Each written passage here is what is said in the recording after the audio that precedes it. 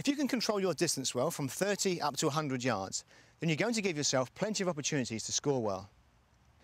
For many people though, this shot is fairly ambiguous because of course it's too far to play a chip and it's not far enough for a full swing. So what we're dealing with here is a pitch shot.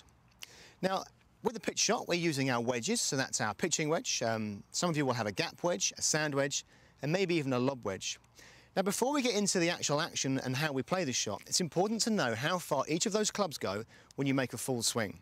And once you know that, we have at least a benchmark to work from before we start changing the distance around.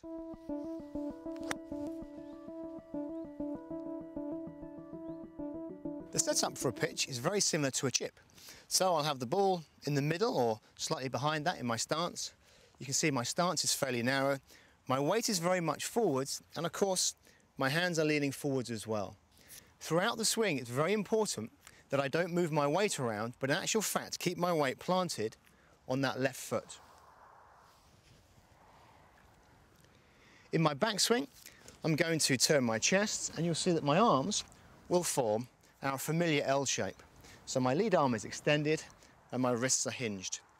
Now from here, it's absolutely crucial that you are committed and the club and your body are accelerating confidently through to the same shape on the other side. If at any point your body slows down and your hands and arms continue and overtake, then you're going to get really random strikes, so fat shots and top shots. In terms of controlling the distance, well, that's going to be partly about the loft that you're using and also about your control of your backswing.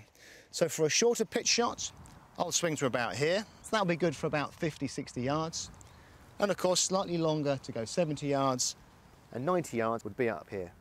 However far you swing back, you must accelerate all the way through to a similar position on the other side and making sure that your waist and your chest are facing forwards.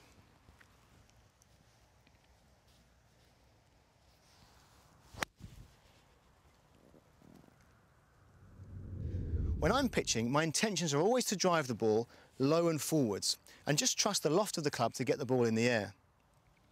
That way, I'm going to create the correct movement and the correct alignment through impact. So with the hands leading the club head and my weight on my front foot. If you're trying to get the ball up in the air in any way, you'll end up off your back foot and with this really messy structure of your hands and arms. So I'll lean forwards and try and drive the ball forwards as well.